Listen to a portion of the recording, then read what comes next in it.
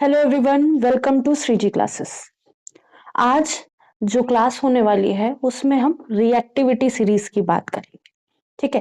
Chemistry में जब हम रिएक्टिविटी सीरीज की बात करेंगे तो हम इस बेसिस पे बात करेंगे जो हमारे एलिमेंट्स हैं या मेटल्स हैं, नॉन मेटल्स हैं, जो भी हैं वो किस तरह रिएक्ट कर रहे हैं। जितना तेजी से या जितना जल्दी मेटल या एलिमेंट हमारा रिएक्ट करेगा वो उतना सीरीज में ऊपर होगा, और जो जितना स्लोली या बिल्कुल नहीं रिएक्ट करेगा वो सीरीज में नीचे होगा। रिएक्टिविटी सीरीज इस बेसिस पे थी कि कौन सा रिएक्शन कौन सा एलिमेंट कितनी जल्दी रिएक्ट कर जाता है, ठीक है, और कौन सा एलिमेंट तेजी से रिएक्ट नहीं करता है या बिल्कुल रिएक्ट नहीं कर रहा है। ठीक है, तो हम रिएक्टिविटी सीरीज समझेंगे। स्टार्ट करते हैं अपना टॉपिक। जो रिएक्टिविटी सीरीज है उसको हम लोग एक और नाम देते हैं एक्टिविटी सीरीज। एक्टिविटी सीरीज, ठीक है। तो पहले देख लेते हैं कि जो एक्टिविटी या रिएक्टिविटी सीरीज है वो है क्यों। ठीक है, तो ये क्या है? लिस्ट ऑफ मेटल्स है। List of metals. कैसे मेटल्स, या फिर जो मेटल्स हैं उनकी लिस्ट है एक, उनको अरेंज किया गया है। लिस्ट ऑफ मेटल अरेंज्ड किस ऑर्डर में? Decreasing order. List of metal arrange in decreasing order of their activity या रिएक्टिविटी। ठीक है, मतलब कि वो रिएक्ट कर रहे हैं, और जो सबसे फर्स्ट वाला मेटल होगा वो बहुत तेजी से रिएक्ट करेगा, और जैसे ही हम डाउनवर्ड द सीरीज जाएंगे हमारा जो मेटल है, जो भी डाउन द सीरीज होंगे वो उनकी एक्टिविटीज या रिएक्टिविटी वो डिक्रीज हो जाएगी। ठीक है, इसको एक्टिविटी भी कह सकते हैं। ठीक है, ये हमारा पहला पॉइंट होगा। फिर इसमें जो हम देखते हैं, इस सीरीज में जो हम देखेंगे वो एक चीज और देखते हैं कि जो सीरीज है वो, पहली चीज तो descending order of the reactivity है ही, नीचे जाने पर जो रिएक्टिविटी है वो डिक्रीज करेगी। दूसरी, highly reactive metal, moderately reactive metal और लीस्ट रिएक्टिव मेटल के पार्ट में भी हम बांट सकते हैं, तो ये हम सीरीज में देखेंगे। और उसके अलावा हम इसमें ये भी कर सकते हैं, एक मिनट देना।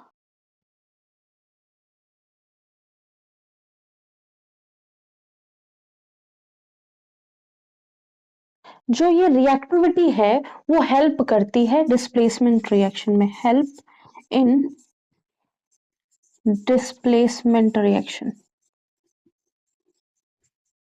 अब रिएक्शन में कोई हेल्प नहीं करती, हमें पता चल जाता है कि अगर ये जो मेटल या हम रिएक्ट कर रहे हैं आपस में, वो जो मेटल्स आपस में रिएक्ट कर रहे हैं उनमें कौन सा मेटल किसको डिस्प्लेस करेगा। ठीक है, जैसे हमने बताया था Zn is more reactive than copper, तो कॉपर सल्फेट से कॉपर को Zn इजिली रिमूव कर पाएगा। ये हमें कौन बता रहा है? Reactivity series. तो यहाँ पे बन जाएगा ZnSO4 और साथ में कॉपर निकल जाएगा। ठीक है, तो हेल्प इन डिस्प्लेसमेंट रिएक्शन या help,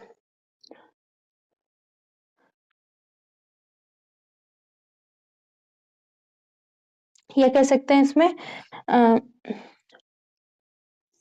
to know which metal will react in reaction। हमें पता चल जाता है कि कौन सा मेटल रिएक्शन में रिएक्ट करेगा। कौन सी रिएक्शन होगी? Displacement reaction. ठीक है, कोरोजन रेजिस्टेंस भी हमें यहाँ देखने को मिलेगी, या कह सकते हैं रेजिस्टिविटी ऑफ द एलिमेंट भी हम यहाँ चेक कर सकते हैं। तो यहाँ पर हम कह सकते हैं कि corrosive resistance of metals also be checked here। ठीक है, हम कोरोसिव नेचर होता है जो, या फिर कह सकते हैं कौन सा मेटल कोरोसिव इन नेचर होगा, कौन सा मेटल कोरोसिव इन नेचर नहीं होगा, मतलब कौन सा मेटल डिके कर जाएगा एनवायरनमेंट में, या किसी भी एनवायरनमेंट में रखा जाएगा। वो अगर हम कह सकते हैं कि जो आयरन है वो हमारा, वो मॉइस्चर मॉइस्चर वाली जगह पे रखा जाए, या जमीन में रखा जाए, या ऐसे ही एयर में रख दिया जाए, तो उसमें कोरोजन या फिर कह सकते हैं उसमें रस्टिंग हो जाती है। ठीक है, अब ये जो रस्टिंग हो रही है वो कहाँ पे ज्यादा होगी, कहाँ कम होगी, ये अलग मैटर है, लेकिन हमें ये समझ में आ जाएगा कि हाँ ये कोरोजन मतलब मेटल जो है वो कोरोजन शो करेगा। ठीक है, एल्यूमिनियम जो है वो कोरोजन शो करेगा, कॉपर जो है एल्यूमिनियम कॉपर जो है वो कोरोजन शो करेगा। अगर हम गोल्ड पहने हैं एनवायरमेंट में, गोल्ड रखे हैं या फिर सिल्वर रखे हैं, तो वो इजिली रिएक्ट नहीं कर रहे हैं। तो कह सकते हैं कि प्लेटिनम, गोल्ड और सिल्वर क्या है, इजिली कोरोसिव इन नेचर नहीं है, या इजिली कोरोड नहीं करते हैं। ठीक है, अब हम एक बार सीरीज देख लेते हैं, फुल सीरीज देखेंगे। अब देखिए, कहीं कहीं आपने आधी सीरीज देखी होगी और कहीं पूरी सीरीज देखी होगी, तो हम सोच रहे हैं पूरी ही सीरीज लिख दें। ठीक है, इसको पहले रब करते हैं। इतना समझ में आ गया? रब करते हैं इसको। तो ये पहले 4 मेटल आपको देखने को मिल रहे होंगे। हमने पहले पोटेशियम को रखा है। पोटेशियम कैसा है? ये ऐसा एलिमेंट है, या कह सकते हैं ऐसा मेटल है जो कोल्ड वाटर से भी रिएक्ट कर जाता है। तो इसको लिख सकते हैं, इसका नेचर कैसा होगा, इसलिए इसको मोस्ट रिएक्टिव ऊपर रिएक्टिविटी सीरीज में रखा जाता है। तो पोटेशियम इज मोस्ट रिएक्टिव है। ठीक है, मोस्ट रिएक्टिव है। और इसका नेचर कैसा है? Explosively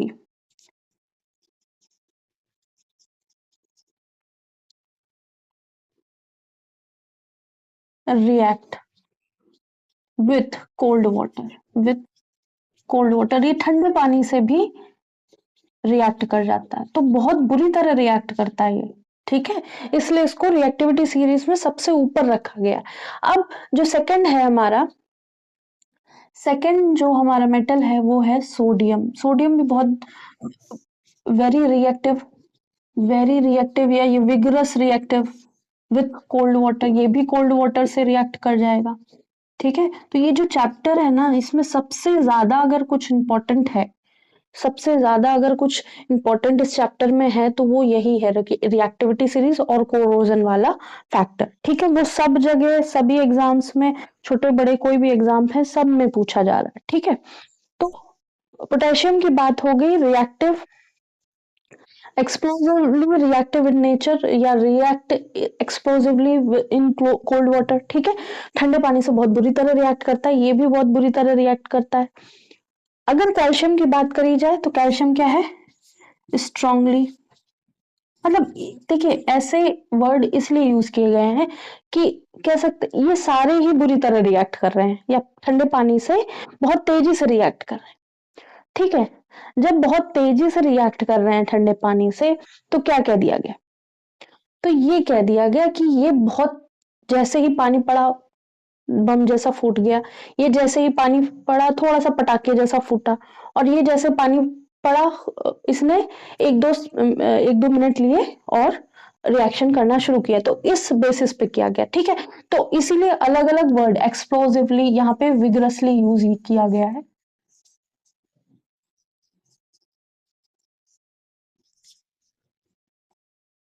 vigorously react with water, और कैल्शियम के लिए स्ट्रांगली रिएक्ट विथ वाटर। तो कह सकते हैं ये सारे कोल्ड वाटर से रिएक्ट कर रहे हैं। ठीक है, सोडियम पोटेशियम कैल्शियम, ये calcium sodium potassium, potassium sodium calcium, ये क्या कर रहे हैं? कोल्ड वाटर से रिएक्ट कर रहे हैं। लिथियम में रिएक्ट करेगा but less than potassium, sodium and calcium.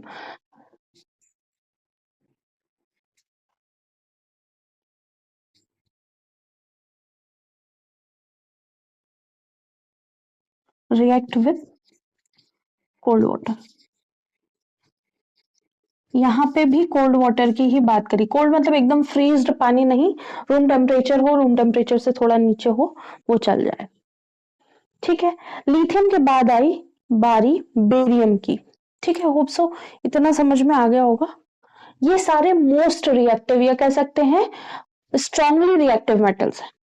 ठीक है, अब इस बेरियम की बात आएगी तो वो भी रिएक्ट करेगा वाटर से। ठीक है, तो बेरियम सारे ही लिखना है तो लिख लेते हैं। फिफ्थ, फिफ्थ क्या है? बेरियम। बेरियम का सिंबल क्या होगा? बी ए। बी ए, ये है बेरियम। ठीक है, और ये भी रिएक्ट करेगा कोल्ड वाटर से। रिएक्ट विथ वाटर, ये भी रिएक्ट कर जाएगा लेकिन लेस देन होगा इनसे। अब देखिए, ये भी हम केरोसिन ऑयल में रखते हैं, ये भी केरोसिन ऑयल में रखते हैं, ये सॉलिड फॉर्म में होता है तो नहीं रखते हैं। ठीक है, और बेरियम को भी हम ऑयल में ही रखते हैं। ठीक है, ऑयल के नीचे रखे जाते हैं या कह सकते हैं ऑयल के अंदर रखे जाते हैं कि इजिली ये रिएक्ट ना हो। क्योंकि कभी कभी क्या होता है कि हवा में मॉइस्चर होता है ना, तो भी ये रिएक्ट कर जाते हैं, इसलिए इनको पानी, सॉरी पानी नहीं, केरोसिन के अंदर रखा जाता है। जैसा बेरियम बिहेव करता है वैसा ही सिक्स्थ एलिमेंट है हमारा स्ट्रोंशियम, एसआर, या मेटल कह सकते हैं स्ट्रोंशियम। स्ट्रोंशियम क्या है? Similar as react with water, जैसा हमारा बेरियम रिएक्ट करेगा। तो सोडियम, पोटेशियम, पोटेशियम, सोडियम, फिर कैल्शियम, ये सब फर्स्ट ग्रुप के एलिमेंट है। लिथियम भी फर्स्ट ग्रुप का एलिमेंट है।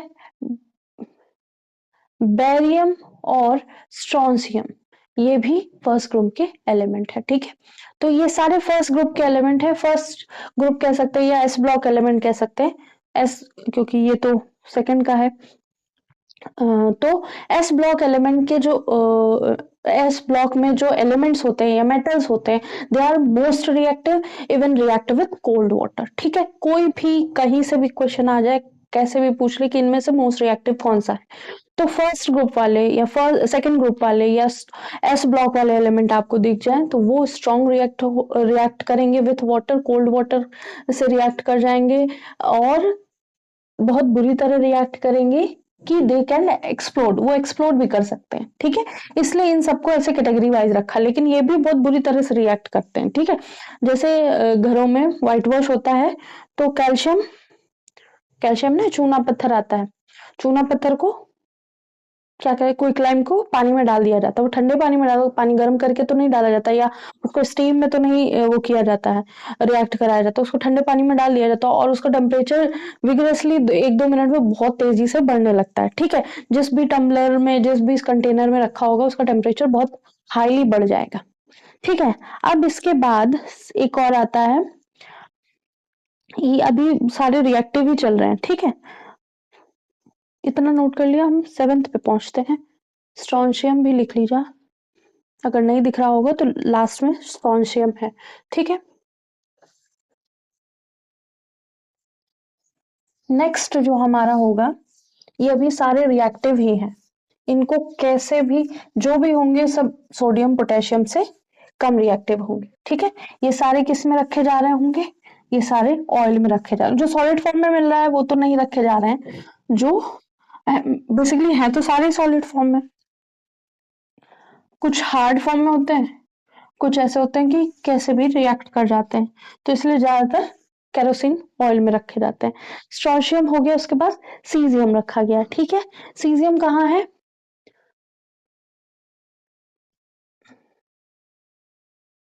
सीजियम कहाँ है? सीजियम भी फर्स्ट ग्रुप का एलिमेंट है, एस ब्लॉक का एलिमेंट है। ठीक है, सी एस। और जो अगर हम बात करें कि एक सेरियम होता है, वो किस में होता है, वो डी ब्लॉक में, सॉरी एफ ब्लॉक में होता है, ठीक है। सीजियम क्या है, एक्सट्रीमली रिएक्टिव है, एक्सप्लोजिव, ये भी एक्सप्लोजिवली रिएक्ट करेगा with water, extremely react with water, ठीक है। सब पानी के साथ बहुत बुरी तरह। तो अब ये समझ में आ गया ना, जो रिएक्टिविटी सीरीज है वो किसके बेसिस पे है, पानी के बेसिस पे, मतलब कौन पानी से भी रिएक्ट कर जा रहा है, ठीक है।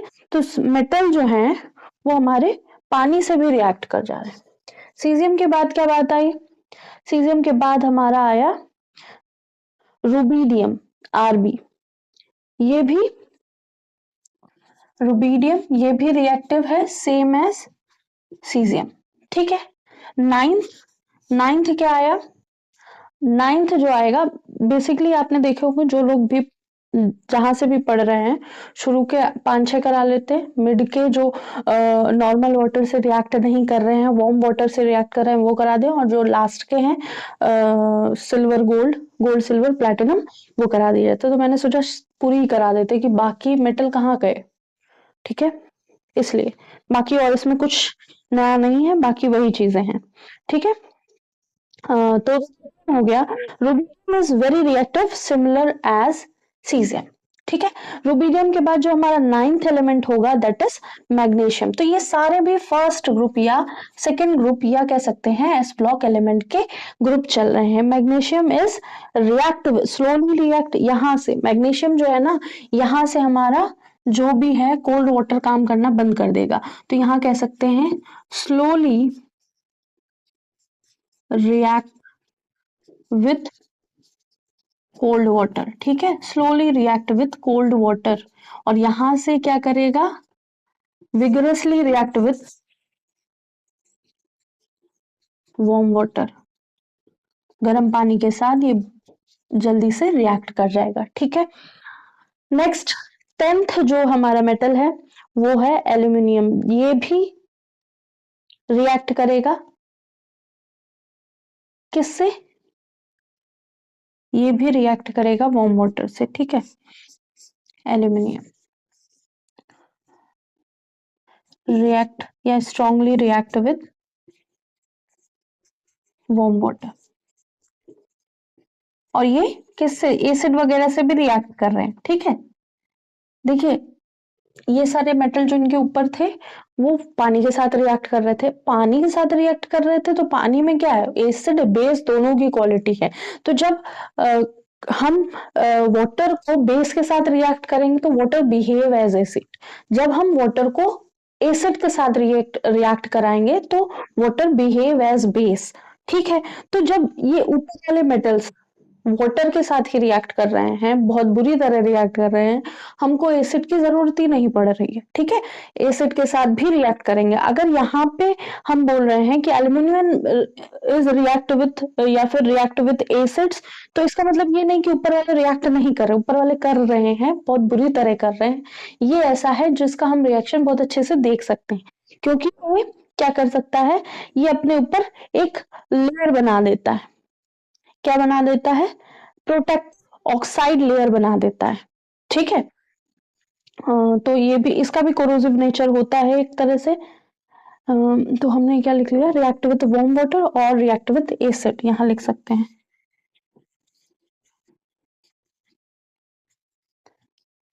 ठीक है। तो एल्यूमिनियम क्या करता है, जब एटमॉस्फेयर में होता है तो ये एक एल्यूमिनियम ऑक्साइड बनाता है, और एक तरह की ये प्रोटेक्टिव लेयर अपने ऊपर बनाता है, जिससे ये क्या कर सकता है, अपनी इनर मेटल को प्रोटेक्ट करके रखता है, ठीक है। 11th हमारा जो मेटल है दैट इज टिटेनियम। अब टिटेनियम कहाँ है, टिटेनियम तो हमारे पास है डी ब्लॉक में, ठीक है।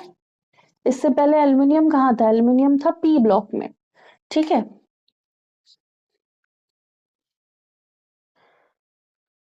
तो टिटेनियम क्या है, रिएक्ट विथ कंसंट्रेटेड एसिड, ठीक है। ये वाटर के साथ नहीं रिएक्ट कर रहा है बहुत ज्यादा, ठीक है, कोल्ड वाटर की बात हो रही है, ये रिएक्ट कर जाएगा, रिएक्ट विथ एसिड, ठीक है। इसके बाद 12th है हमारा। 12th जो है हमारा, 12th क्या है, जिंक।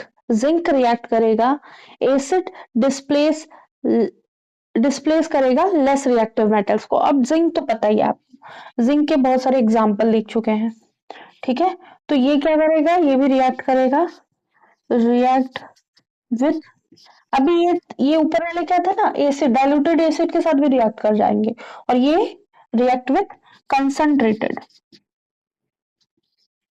डाइल्यूटेड और कंसंट्रेटेड पता होगा आपको। डाइल्यूटेड मतलब ऐसा सॉल्यूशन या ऐसा एसिड जिसमें पानी की मात्रा ज्यादा हो, या पतला एसिड कह सकते हैं। और कंसंट्रेटेड मतलब गाढ़ा, जिसमें एसिड की मात्रा ज्यादा हो, पानी की मात्रा कम हो। रिएक्ट विथ कंसंट्रेटेड एसिड, ठीक है।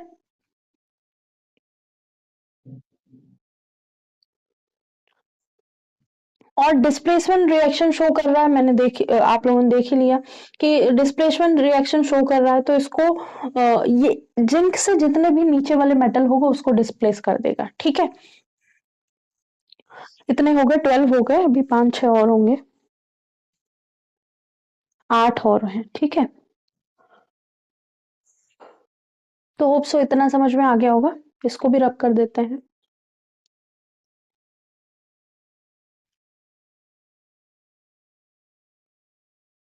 नेक्स्ट मेटल जो है हमारा, जो रिएक्टिविटी सीरीज का है, दैट इज आयरन।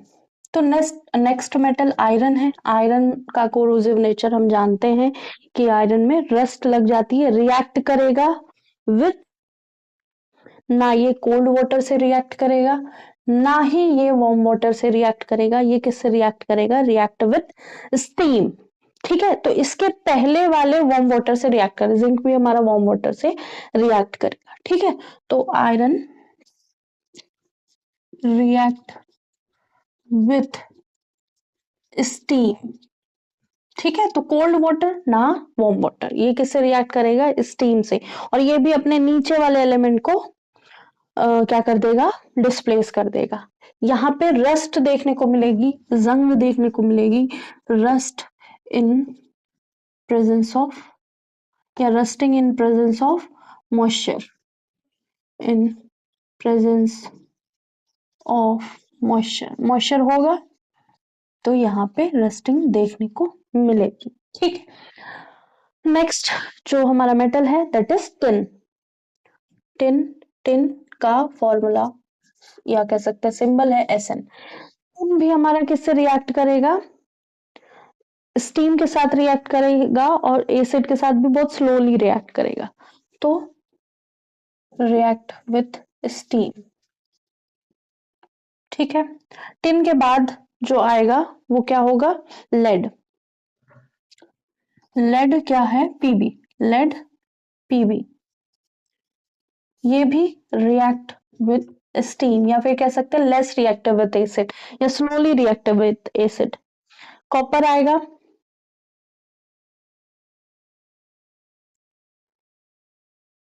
कॉपर जो है किसी से रिएक्ट नहीं करेगा, ना कंसंट्रेटेड एसिड से, ना किससे, हमारे डाइल्यूटेड एसिड से।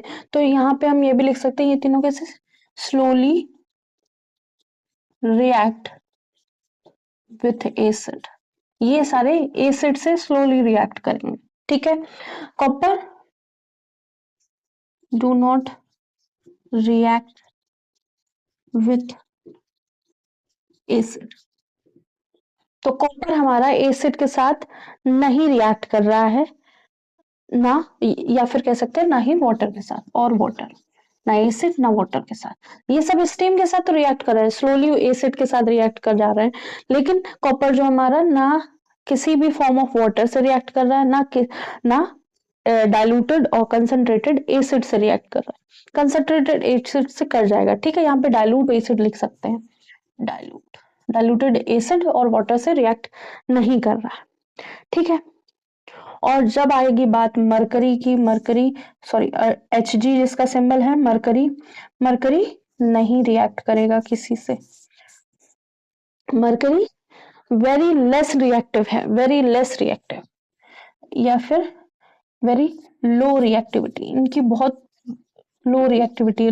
मरकरी मेटल है, लिक्विड फॉर्म में मिल रहा है, लेकिन ये रिएक्ट नहीं कर रहा है। आपने जो लोग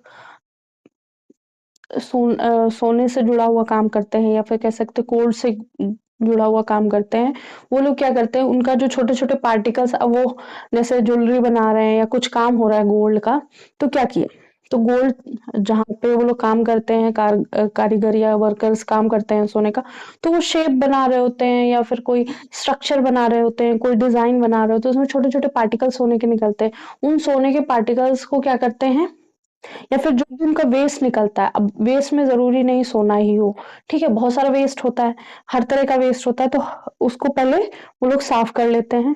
साफ करने के बाद जो लास्ट में बचता है उसको मरकरी के साथ मिक्स कर देते हैं, ठीक है। तो जो मरकरी होती है वो निकल जाती है धीरे, मतलब सेपरेट कर लेते हैं मरकरी को, और जो गोल्ड है छोटा, एक दो ग्राम जो भी स्क्रैप कर करके उन्होंने निकाला होता है डिजाइन बनाते टाइम, वो सारी चीजें इधर उधर हो जाती हैं, तो वो सारा गोल्ड वो दोबारा से क्या कर सकते हैं, कलेक्ट करके जिंक के साथ रिएक्ट करके बाद में जिंक को हटा लेते हैं, गोल्ड अलग से मिल जाता है, ठीक है। तो mercury is very low reactivity इसकी होती है। और फिर आएगा हमारा सिल्वर, सिल्वर या एजी कह सकते हैं। सिल्वर, सिल्वर के बाद गोल्ड, एयू, गोल्ड के बाद प्लैटिनम, पीटी, प्लैटिनम, ये सारे अनरिएक्टिव होते हैं या डू नॉट रिएक्ट। तो अब हम ये कह सकते हैं विथ वाटर और एसिड, तो ना ये पानी के साथ रिएक्ट कर रहे हैं ना ये एसिड के साथ रिएक्ट कर रहे हैं। अब अगर बात आई कि हम इस रिएक्टिविटी सीरीज को कैसे डिवाइड करते हैं, तो टॉप मेटल जो थे हमने देखे थे, टॉप मेटल कौन से थे, potassium, sodium, calcium, lithium, caesium and rubidium. 6 metal थे, शुरू के 6 मेटल जो हमने करे थे वो क्या थे, टॉप मेटल्स कह सकते हैं उनको, मोस्ट रिएक्टिव मेटल कह सकते हैं, they can even react with cold water, ठीक है। फिर उसके बाद अगर हम बात करें मिडिल मेटल्स की बात करें या मॉडरेटली रिएक्टिव मेटल, तो मैग्नीशियम, एल्यूमिनियम, जिंक, आयरन, ठीक है। बॉटम मेटल्स जो होते हैं, बॉटम मेटल्स या लीस्ट रिएक्टिव मेटल होते हैं copper, mercury, silver, gold, platinum. तो ये थी हमारी रिएक्टिविटी सीरीज, और ये रिएक्टिविटी सीरीज ही हमको हेल्प करती है डिस्प्लेसमेंट रिएक्शन में हेल्प करती है, या फिर इसको हम अप्लाई कैसे करते हैं, एप्लीकेशन क्या होती है, तो सबसे जरूरी एप्लीकेशन है, ठीक है। एप्लीकेशन इसकी होती है, हम डिस्प्लेसमेंट रिएक्शन जब कर रहे होते हैं या डिस्प्लेसमेंट रिएक्शन कहीं हो रही होती है, तो हम वो समझते हैं कि जो रिएक्ट कर रहा है, अगर जिंक और कॉपर सल्फेट लिया तो जिंक यहाँ रिएक्ट करके कॉपर को डिस्प्लेस कर रहा है, तो डिस्प्लेसमेंट रिएक्शन में हम समझ जाते हैं कि रिएक्टिविटी सीरीज में जो ऊपर है वो हमेशा डिस्प्लेस करेगा। अगर जिंक सल्फेट है, हमने कॉपर मिला दिया, तो there will be no reaction happen, कोई भी रिएक्शन वहां पे नहीं होगी, कोई रिएक्शन टेक प्लेस नहीं होगी, ठीक है। तो अगर हम ऐसे ही बात करते हैं कि आयरन, अब यहाँ पे हमने आयरन लिया, आयरन सल्फेट था, और आयरन सल्फेट में हमने क्या कर दिया, कॉपर का रिएक्ट करा दिया। कॉपर लो इन रिएक्टिविटी सीरीज है, तो copper will never displace iron from copper sulphate, iron sulphate, ठीक है। लेकिन iron will displace copper from copper sulphate. ऐसे जो टिन है, टिन भी कॉपर सल्फेट से कॉपर को रिमूव कर लेगी और क्या बना देगी, टिन सल्फेट बना लेगी, ठीक है। तो जो जनरल रिएक्शन, जो चीजें हम लोग जनरली पढ़ रहे हैं, उनमें हेल्प करता है रिएक्टिविटी सीरीज, जो हम displacement reaction day to day life में देख रहे हैं, ठीक है। सेकंड जो इसका एप्लीकेशन है वो मेटल का एक्सट्रैक्शन, ठीक है। जो मोस्ट रिएक्टिव है वो कोल्ड वाटर से भी रिएक्ट कर जा रहा है, ठीक है। तो हमें क्या करना, हाईली रिएक्टिव मेटल है, हाईली रिएक्टिव मेटल कैसे हैं, एल्यूमिनियम, सोडियम, पोटेशियम, जो भी हमने देखे थे, उनको इलेक्ट्रोलाइज करके निकाल लेंगे। मॉडरेटली रिएक्टिव हैं, उनको रिडक्शन कर देंगे, ठीक है, by reduction with carbon, carbon के साथ रिडक्शन करके हमको निकाल देंगे। ठीक है। और थर्ड जो एप्लीकेशन है वो कोरोसिव रेजिस्टेंस। जितने अपर एलिमेंट है वो कोरोसिव नेचर है, जो भी एक्सप्लोड कर रहा है वो एक्सट्रीमली कोरोसिव इन नेचर है। ठीक है। और आयरन तक आते आके हमको यहाँ पे रेस्टिंग देखने को मिलेगी। एल्यूमिनियम में भी हमको एल्यूमिनियम ऑक्साइड देखने को मिलेगा। तो ये बहुत और जैसे ही हम नीचे जाएंगे रिएक्टिविटी सीरीज में यहाँ पर आएंगे, they will do not form any layer on it. इनके ऊपर कोई लेयर नहीं बन रही होती। कॉपर भी थोड़ी बहुत लेयर बना लेता है, लेकिन अगर हम मरकरी सिल्वर मरकरी तो लिक्विड फॉर्म में होगा, ठीक है। सिल्वर गोल्ड प्लैटिनम की बात करें तो कोई रिएक्शन हमको देखने को नहीं मिलती है। ये चमकते ही रहते, जैसे होते हैं गोल्ड वैसे ही बना रहता है। हो सकता है थोड़ा जैसे हम लोग सोप यूज करते हैं, एनवायरमेंट में पॉल्यूशन में सल्फर ज्यादा है तो हमारी चांदी काली पड़ जाती है, या फिर जो हम सोप यूज कर रहे हैं उसमें बहुत ज्यादा एक्सेसिव कह सकते हैं एक्सेसिव अमाउंट में केमिकल्स पड़े हैं, जिसकी वजह से हमारा गोल्ड धूमिल पड़ जाता है या फिर फेड हो जाता है एक तरह से। तो ये चीजें देखने को मिलेगी। लेकिन बेसिकली अगर कह दें कि सोने के ऊपर कोई लेयर बन जाती है या फिर चांदी के ऊपर कोई लेयर बन जाती है, तो वो नहीं होता। हल्की सी काली पड़ जाती है, उसका कलर फेड हो जाता है। अब सोने में एल्यूमिनियम मिक्स होता है, कॉपर मिक्स होता है, तो थोड़ा बहुत मिक्स होता है, ठीक है। इसीलिए उसका कैरेट डाउन करके, क्योंकि सॉफ्ट होता है गोल्ड, ऐसे ही सिल्वर में भी एल्यूमिनियम और कॉपर मिक्स किया जाता है उसको भी हार्ड करने के लिए। तो हो सकता है उस फैक्टर से भी एनवायरनमेंट में रिएक्शन कर देता हो। लेकिन अगर अच्छा सोना है, अच्छी चांदी है, they will do not react with environment condition या एटमॉस्फेरिक कंडीशन। वो नॉर्मल पानी से, नॉर्मल एनवायरमेंट से, नॉर्मल पोल्यूशन से भी रिएक्ट नहीं होते, ठीक है। तो ये थी हमारी रिएक्टिविटी सीरीज। होप सो समझ में आई होगी।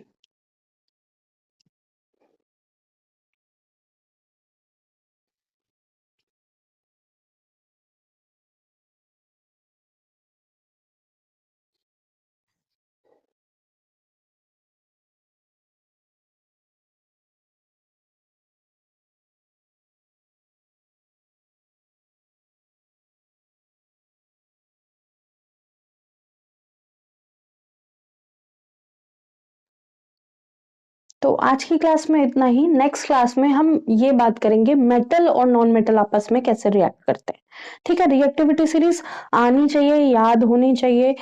बेसिकली ये तो पता ना होना चाहिए टॉप मेटल्स कौन से हैं, moderate middle metals, sorry moderated reactive metals और मिडिल मेटल्स कौन से हैं, बॉटम मेटल्स या क्वाइन मेटल्स, या फिर कह सकते हैं उनको नॉन रिएक्टिव मेटल्स कौन से हैं, या लीस्ट रिएक्टिव मेटल्स कौन से। तो बेसिकली इतना पता होना चाहिए। शुरू के 5-6, मिड के जो स्टीम से रिएक्ट कर रहे हैं वो, और बाद में जो किसी से भी रिएक्ट नहीं कर रहे हैं वो, इतना ही जरूर पता होना चाहिए। आज के लिए इतना ही। लाइक कीजिएगा, सब्सक्राइब कीजिएगा, शेयर कीजिएगा, बताइएगा क्लासेस कैसी लग रही है। और नेक्स्ट क्लास में हम लोग मेटल और नॉन मेटल आपस में कैसे रिएक्ट करते हैं बहुत अच्छे से समझेंगे। आज के लिए इतना ही। Thank you.